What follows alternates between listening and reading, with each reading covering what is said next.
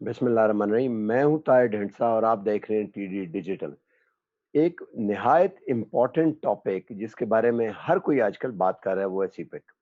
اور اس کو امریکہ روکنا چاہتا ہے. آئی ایم ایف میں کلوز ڈالے ہوئے تھے کہ روک دیں اس کو پیسے واپس کرنے کے لیے. نیا بائیڈن آئے ہیں تو انہوں نے کہ اس کو روکنے کا اور نہ جانے کیا کیا. اصل میں اس ریجنل کنیکٹیوٹی کو سمجھنے کے لیے جو ہے وہ امپورٹنٹ ہے کہ آپ کسی ایسے بندے سے بات کریں جو جس کے ہینڈز آن ایکسپیرینس اس پہ رہا ہو اور وہ آپ کو سمجھا سکے اس چیز کو ڈیٹیل. تو ہم نے اسی لیے آج اپنی جو سیریز ہے کیا گفتگو ود ٹیک گرو، ہم نے ایک ٹیک گرو کو انوائٹ کیا ہے جو کہ کرتے رہے ہیں. ان کا نام ہے ہارون شریف. ہارون صاحب ویری وارم ویلکم. بہت شکریہ جی، تھینک یو سو مچ. آج ہم اس پہ بات کریں گے. لیتے ہیں چھوٹا سا بریک اور اس کے بعد ہم کنٹینیو کریں گے. ہارون صاحب ویلکم بیک. یہ سننے میں آتا ہے یہ بہت زیادہ، اگر میں نے ناظرین کے فائدے کے لیے بھی میں یہ بتاتا چلوں کہ آپ کو انوائٹ کرنے کا بڑا مقصد یہ تھا کہ جو دو کوریڈور سمجھے جاتے ہیں نارتھ ساؤتھ اور ایسٹ ویسٹ، اس میں نارتھ ساؤتھ کو تو سی پیک کہہ دیتے ہیں ہم، جو چائنا سے گوادر یا مکران کوسٹ تک جاتا ہے اور آگے انڈین اوشن میں اور سارا وہ سوئس کنال تک اور وہ افریقہ تک اس کی جو روڈ ہے جسے سی روڈ وہ اسے کہتے ہیں وہ آگے چلی جاتی ہے. لیکن ایسٹ ویسٹ کوریڈور جس کے بارے میں مجھے یاد ہے کہ جان کیری نے بڑا وہ بات بھی کی اور بڑی لمبی چوڑی انہوں نے اس کے بارے میں وہ ذکر بھی کیا کہ ٹرین بنے گی جو ڈول کیریج ٹرین ہوگی ہائی گیج کی اور سڑک بنے گی اور واٹ ناٹ. اور جو ازبکستان اور تاجکستان سے افغانستان اور پاکستان اور انڈیا اور مکران کو سارا اس کے بارے میں ہم بالکل بات نہیں کرتے. اور پاکستان از دا پیوٹ اگر ہو تو بالکل اس کو مش میش یہاں پہ آ کے آپ نارتھ ساؤتھ کوریڈور سے آ رہے ہوں اور ایسٹ ویسٹ پہ چلے جائیں، ایسٹ ویسٹ سے آ رہے ہوں اور نارتھ ساؤتھ کوریڈور پہ چلے جائیں تو موج ہے نا یہ تو ایک طرح سے. اور اس لیے بھی میں اس کو بڑی امپورٹنٹ آپ کو بلانے کا مقصد یہ تھا کہ you are at the World Bank. جس وقت میں نے یا اس کے بعد تھے یا اسی زمانے میں کہیں آگے پیچھے مجھے یاد ہے you are handling that project جب رابرٹ زولیک آئے اینڈ آئی انٹرویوڈ ہم at the World Bank premises, he was the president. اور ایک بات اس انٹرویو میں ایکسپلیسٹ تھی کہ ڈیولپمنٹ جو ورلڈ بینک یہ جو آئی ایف آئیز اور ورلڈ بینک ڈیولپمنٹ پہ دنیا میں ساری جس پہ ہمارا سارا ڈیم بنے اور سارا اب اس کا مقصد جو ہے وہ صرف وہ والی ڈیولپمنٹ منی نہیں ہے ملکوں کو بٹ ٹریڈ بھی ہے. اور رابرٹ زولیک جو ہے he was trade secretary as well. تو تھوڑا سا پہلے ہمیں for the benefit as a premise ہمیں بتائیں تھوڑا سا ان دونوں کوریڈورس کے بارے میں.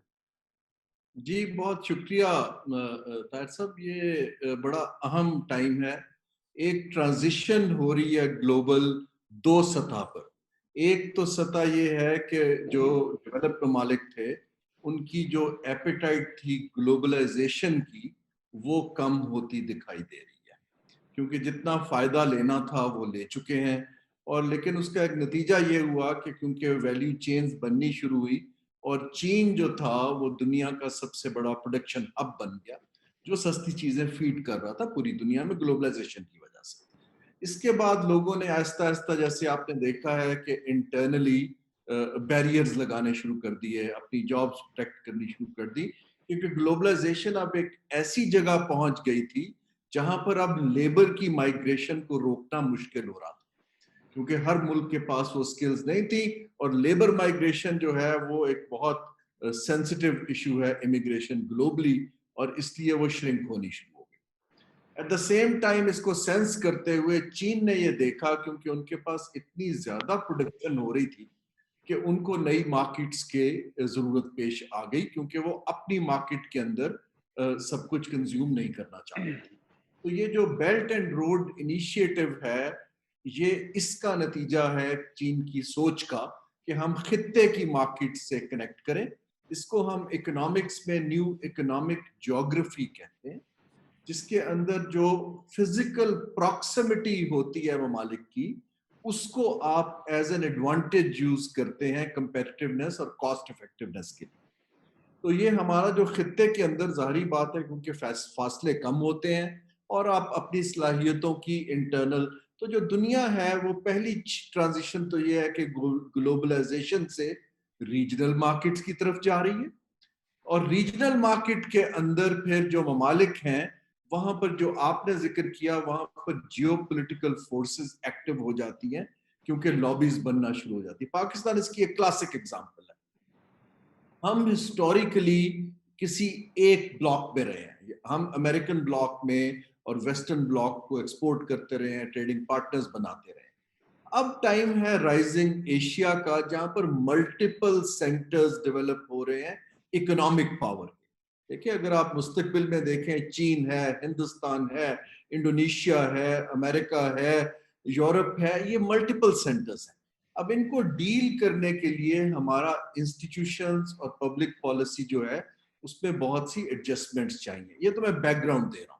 جب تک ہم نہیں کریں گے تو یہ ہکپس آتے رہیں گے. آپ نے مینشن کیا آپ کے اوپر پریشرز انٹرنیشنل فائنینشیل انسٹیٹیوشنز کی طرف سے بھی آئیں گے, آپ کے اوپر FATF لنکس سے بھی آئیں گے ہمارے, کیونکہ ہماری ڈپینڈنس جو ہے ٹریڈیشنلی وہ ویسٹ سسٹمز پر بہت آ رہی ہے, اور یہ چین اور پاکستان دونوں کو سمجھنے کی ضرورت ہے. یہ تو اس کا ایک پس منظر. لیکن یہ جو چیز ہے یہ اب رک نہیں سکتی, کیونکہ اب جو اگلی سینچری ہے اکنامک وہ ایشیا کی ہے.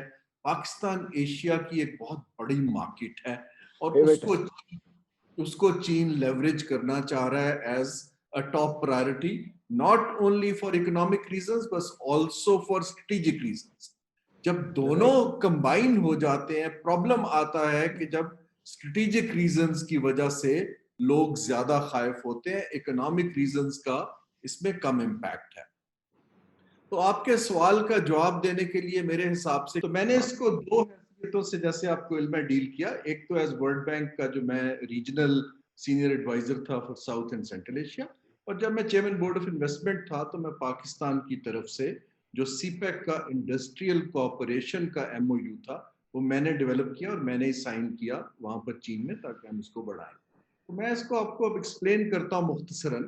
دیکھیے جہاں تک چین ہے اس وقت ہمیں یہ سمجھنے کی ضرورت ہے کہ ان کا جو انٹرسٹ ہے وہ پاکستان کی مارکیٹ کو ڈیولپ کرنا ہے اس اینگل سے کہ چین کی سرپلس پروڈکشن یہاں پر آ سکے. یہ اب ہمارا کام ہے کہ ہم اپنی مارکیٹ کی ترجیحات کو کیسے ڈیوائز کرتے ہیں کہ ہم بھی اپنی کمپیٹیٹیونیس اور پروڈکٹیوٹی کو بڑھا کے چین کی مارکیٹ میں پینیٹریٹ کر سکیں. تو میرا جو پہلا نقطہ ناظرین کے لیے اور آپ کے لیے ہے کہ پاکستان کی صلاحیت کو بہت بڑھانے کی ضرورت ہے اگر ہم نے خطے کی مارکیٹس میں پینیٹریٹ کرنا ہے, ورنہ یہ ہوگا کہ چین کی پروڈکٹس جو ہیں ہماری مارکیٹ میں بڑھتی جائیں گی اور ہمارا بیلنس آف ٹریڈ شفٹ ہونا شروع ہو جائے گا. دوسری چیز ہے کہ جو سی پیک اٹ سیلف ہے اس کے اندر ایسٹ اور ویسٹ کی کنیکٹیوٹی اس کا اگلا فیز میں شامل ہے, لیکن وہاں پر جیو پالیٹکس آتی ہے کیونکہ اس وقت امریکہ اور ہندوستان وہ ایک اپنا اسٹریٹجک پارٹنرشپ سائن کر چکے ہیں. ایسٹ ایشیا کو US جو ہے وہ انڈیا کے ساتھ کنیکٹ کرنا چاہ رہا ہے اور وہاں پر کوریڈورز ڈیولپ کرنا چاہ رہا ہے. اب انڈیا کے لیے آئیڈیل پراکسیمٹی تو پاکستان ہے کیونکہ 20 میل کا صرف بارڈر ہے اور ہم اس کا فائدہ لے سکتے ہیں, لیکن ہماری اتنی انٹینس پالیٹکس ہے کہ وہ چیزیں ہم نے بہت کوشش کی لیکن نہ پرائیویٹ سیکٹر نہ پبلک سیکٹر اس کے اندر کوئی خاطر خواہ فائدہ اٹھا سکیں ابھی تک. مجھے یہ لگتا ہے کہ ہوگا یہ, کیونکہ خطے کے ممالک آپ دیکھیے جو آئل پروڈیوسنگ ممالک تھے وہ اپنی اکانومیز کو بدلنا چاہ رہے ہیں کیونکہ اب تیل کی قیمتیں گرنا شروع ہو گئی ہیں. تو جو ان کے سرپلس سوورن ویلتھ فنڈز ہیں وہ ہندوستان میں انویسٹ کر رہے ہیں, وہ پاکستان میں بھی کرنا چاہ رہے تھے. تو مجھے لگتا یہ ہے کہ جوں سی پیک کی کنیکٹیوٹی بڑھے گی اور پاکستان ویسٹ ایشیا اور Central Asia and you never know tomorrow, اب بائیڈن صاحب کے آنے کے بعد ایران, اگر یہ ایک خطے کی مارکیٹ بنتی ہے تو یہ ایز اے بلاک جو ہے انڈیا اور ایسٹ کی جو مارکیٹس ہیں ان کی نیپال ہے, بھوٹان ہے, بنگلہ دیش ہے, اس بلاک کے ساتھ شاید کنیکٹ ہو پائے. انڈیا پاکستان کا کوریڈور بننا مجھے سیاسی طور پہ نیئر فیوچر میں خاصا مشکل دکھ رہا ہے. وہ جو ایسٹ ویسٹ کوریڈور جس کی رابرٹ زولک کے زمانے میں بھی تھوڑا بہت کام انہوں نے بات بھی کی, انفیکٹ وہ کیا تھا, ریلوے لائن ڈبل, اور آئی واز ویری امیزڈ کہ اتنا سینئر آدمی جو سیکرٹری کامرس رہا ہوا ہے US ایڈمنسٹریشن میں اور پھر ورلڈ بینک میں he was president, and he was one of the neocons as well. Not to मतलब not to I mean wriggle away from that. अगर वो बात कर रहे हैं तो ईस्ट वेस्ट कॉरिडोर जो है, और फिर उसमें ये कहा जाता था कि 36 या 38 बिलियन डॉलर की इन्वेस्टमेंट है और वो 2 या 3 साल में रोल आउट करना कर देंगे सारा। एक बात और मुझे याद है कि आपके साथ भी और एक वो हमारे और दोस्त वो आमिर जफर दुरानी होते थे, तो एक ज़माने में मुझे याद है कि जो ट्रकों ने चलना था वहाँ से दुशंबे से और आगे जाके, उनके जो टोल के टिकट थे, उसकी मोनेटाइज़ेशन किस तरह होगी और वो उसका फ्रेट क्या होगा, उस हद तक डिटेल्स फिगर आउट हो रही थी। तो थोड़ा-सा बताएँ कि वो कॉरिडोर क्या है? वो सिनर्जी है या सीपेक के जी, साथ देखिए कॉम्पिटिशन है? इसका एक सियासी पहलू जो है उसने इकोनॉमिक पहलू को डोमिनेट इस तरह कर लिया है कि अमेरिकन्स ने इंटरनेशनल फाइनेंशियल इंस्टीट्यूशंस को बहुत इफेक्टिवली अपनी लॉबिंग के लिए यूज करना शुरू किया है, लेकिन जो ग्राउंड रियलिटीज इस वक्त हैं वो उसको डिफाई कर रही हैं। और जो इंटरनेशनल इदारे हैं उनका इन्फ्लुएंस अगर आप देखें तो अब वो गिरता जा रहा है, क्योंकि अब लोगों के पास ऑल्टरनेट सोर्सेज ऑफ फाइनेंसिंग आना शुरू हो गए हैं। चीन खुद फाइनेंस कर रहा है, नए रीजनल बैंक्स जैसे एशियन इंफ्रास्ट्रक्चर इन्वेस्टमेंट बैंक है वो बन रहे हैं। तो मुझे नहीं लगता, तो जो उनकी जो मेरे हिसाब से, क्योंकि मैं वर्ल्ड बैंक का हिस्सा था, तो जो ईस्ट वेस्ट कॉरिडोर की यूएस फॉरेन पॉलिसी की और ट्रेड डिपार्टमेंट की पुश थी, it was not well thought out, क्योंकि उसके पीछे अभी तक ना पॉलिटिक्स अलाइन थी ना उसके अंदर सब्सटेंस था कि वो कर पाएंगे। वो सिर्फ चीन के स्लो डाउन करने की एक कोशिश थी। जो यहाँ पर पाकिस्तान में है, आया आपका दूसरा सवाल दुशांबे वाला, वो मैंने एक प्रोजेक्ट प्रपोज किया था कि हम पेशावर, तोरखम, जलालाबाद, काबुल, दुशांबे एक एक्सप्रेसवे बनाएं। तब सरताज अजीज साहब फॉरेन मिनिस्टर थे और उन्होंने इसको पूरा सपोर्ट किया और वहां से फिर सारे ट्रक्स चले। उस वक्त इंडिया ने पुश किया अफगानिस्तान को कि जब तक दिल्ली इसका हिस्सा नहीं बनता आप इसको साइन ऑफ ना कीजिए। हमने यहां तक उनको अग्री कर लिया कि वाघा अटारी से ट्रक्स आगे चले जाएंगे, लेकिन अगेन जैसे मैंने कहा कि हमारे खित्ते में इकोनॉमिक्स को जियोपॉलिटिक्स ट्रम्प करती रही है, तो उन्होंने उस पूरे प्रोजेक्ट्स को स्लो डाउन कर दिया। हालांकि हमने टीआरजी सिस्टम जो आप बात कर रहे हैं टोल्स का और उनकी एक ट्रांसपोर्ट कंपनी बनाने का, सारी बातचीत सरबराहान ने, तीनों ममालिक ने कर ली थी। प्राइवेटली मुझे अफगानिस्तान के सदर ने और ताजिकिस्तान के सदर ने कहा कि हमारे ऊपर बहुत प्रेशर है कि जब तक हिंदुस्तान इसका हिस्सा नहीं बनता तो ये खाली कॉरिडोर चलना मुश्किल है। अब जो मुझे दिखाई दे रहा है, जो जितनी तेजी से हालात बदल रहे हैं, अब ये कॉरिडोर मुझे लगता है कि अब सीपेक से लिंक हो जाएगा, क्योंकि अब जो है जो पोजीशनिंग है और डेस्परेटली यूएस जो है अफगान पीस प्रोसेस में एग्जिट चाह रहा है, तो वहां पर आपने जो खला आना है वो किसी ने तो फिल करना है।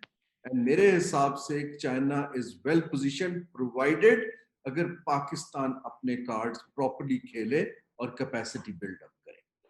लेकिन जी ऑयल एनर्जी के वो आपकी बात ठीक है कि क्लाइमेट चेंज से रिन्यूएबल शुरू हुए और वो पेट्रोलियम प्राइसेस जो हैं वो जो डाउनवर्ड स्पाइरल है ये अब ये रहेगा। तो एक एरा जो पेट्रोलियम का हाइड्रोकार्बन था that is come to N and, वो आपकी बात दुरुस्त है। लेकिन अभी अगले 20-30 साल खास तौर पे जो डेवलपिंग कंट्रीज हैं चाइना और इंडिया, उनको तो अशद जरूरत है, they will be net importers. तो ऑयल जो है उसका बल्क पड़ा हुआ है कैस्पियन सी में। तो इंडिया के लिए डू यू थिंक कि पॉसिबल होगा कि ऑयल एंड गैस महंगे बाउजर्स वो मंगवाते हैं बड़े बड़े और उनसे आ रही है एलएनजी और मंगाते रहे, और जो घर पे गैस पड़ी हुई है तुर्कमेनिस्तान में और वो जो टैपी था और वो सारा, वो सिर्फ अपने पुल उसको डिनाई करते रहे और कॉरिडोर से बाहर रहे। डू यू मतलब जो east south north south corridor है उसके बारे में तो अब इट्स क्लियर ना कि एक रोड और रेल है जो कि साउथ नॉर्थ साउथ है, और दूसरा साउथ नॉर्थ है जो कि एनर्जी कॉरिडोर है चाइना में जाने वाला। तो इधर भी तो इंडिया जो है वो तकरीबन चाइना के से मिलते जुलते साइज की मार्केट है, और तेल चाहिए उनको, और पाकिस्तान को साउथ एशिया सारे को मिला लें तो चाइना जितना। तो डू यू थिंक इंडिया के लिए पॉसिबल होगा कि डिनाई करता रहे? देखिए, मैंने जैसे पहले अर्ज किया कि यहाँ तो आप इकोनॉमिक फंडामेंटल्स पर जाएं, تو یہ ویلیو پروپوزیشن ہندوستان کے لیے سوٹیبل نہیں ہے. لیکن اگر آپ جیو پالیٹکس جائیں جہاں ہندوستان ایشیا کے اندر چین سے کمپیٹ کرنا چاہ رہا ہے اور یو ایس اس کو سپورٹ کر رہا ہے, تو اب ان پہ ڈیپینڈ کرتا ہے کہ وہ اپنی یہ کاسٹ افیکٹونیس کو کیسے دیکھتے ہیں. ابھی تک مجھے لگتا یہ ہے کہ یہ بہت مشکل ہوگا ہندوستان کے لیے اگر انہوں نے اپنی گروتھ کو ریوائیو کرنا ہے تو انرجی کی نیڈز بے تحاشا ہوگی. دوسرا یہ ہے کہ کانفلکٹ کو کوئی بھی مارکیٹ افورڈ نہیں کرتی اب زیادہ دیر تک, کیونکہ انویسٹرز وہاں پر لانگ ٹرم سٹیک نہیں لیں گے بڑے. اگر دو نیوکلیر پاورز کا کانفلکٹ چلتا رہتا ہے تو نہ پاکستان میں کوئی بڑی انویسٹمنٹ آئے گی نہ ہندوستان میں آئے گی. تو ان دو چیزوں کو اب ڈٹرمن کرے گی وزڈم آف لیڈرشپ کہ آیا ہم پالیٹکس کو اکنامکس سے علیحدہ کر پاتے ہیں یا نہیں کر پاتے ہیں. پاکستان بھی اس میں خاصی حد تک سٹرگل کر رہا ہے. ہندوستان کا کرنٹ پاپولسٹ جو سنیریو ہے وہ اس کو ڈیفائی کر رہا ہے, جبکہ چین بڑا کلیئر ہے کہ آپ اپنے ٹیریٹوریل ڈسپیوٹس کو کاروبار کے ساتھ منسلک نہ کیجیے. اب یہ کون سا آرگومنٹ آگے پریویل کرتا ہے؟ میرے حساب سے چین کا آرگومنٹ پریویل کرے گا, کیونکہ مزید ممالک چین کے آرگومنٹ کو بائے کرنا شروع کر رہے ہیں, خاص طور پہ عرب ممالک جنہوں نے اپنی اکانومیز کو ڈائیورسفائی کرنا ہے. ابھی جو بائیڈن کی حکومت کی اور آپ دیکھیے گا سعودی عرب کی, کیونکہ ان کی ریلیشن شپ جو ہے وہ کچھ ٹربولنٹ دکھائی دے رہی ہے. تو سعودیز جو ہیں being a bigger market in the Middle East, وہ بھی مجھے لگتا ہے کہ خطے کی طرف دوبارہ سے بڑا کلیئرلی دیکھنا شروع کریں گے. انفارچونیٹلی پاکستان کی ڈپلومیسی فالٹر کر رہی ہے وہاں پہ, ورنہ ہم ایک بہت کلیدی رول اس میں پلے کر سکتے تھے. بالکل ٹھیک ہو گیا. میرا خیال ہے آج کے لیے آپ سی پیک کا ایک کوئک ریکیپ چھوٹا سا دے دیں with in a few lines, تو آج ہم اس کو پروگرام کو ختم کرتے ہیں. اس کے دوسرے حصے میں ہم بات کریں گے انویسٹمنٹ کلائمیٹ پہ, اور تاکہ اس کو ختم کریں پہلے حصے کو, اور دوسرے پارٹ میں پھر ہم اس پہ بات کریں گے. دیکھیے سی پیک کے اندر جو اس وقت اشد ضرورت ہے, جو اس کا پہلا سیگمنٹ تھا جو کہ انرجی کے پروجیکٹس تھے اور ٹرانسپورٹ کنیکٹیوٹی تھی, وہ کافی حد تک چل پڑا ہے. ہمیں اشد ضرورت یہ ہے اس وقت کہ ہم چائنا کے ساتھ اپنی جو انڈسٹری ہے, جہاں ہماری کمپیٹیٹیونیس ہے, فوڈ کا سیکٹر ہے, ٹیکسٹائل کا سیکٹر ہے, ایمرجنگ ٹیکنالوجیز ہیں, اب ہم اس طرف موو کریں. لیکن اس کے لیے ہماری جو اداروں کی صلاحیت بہت کمزور ہے.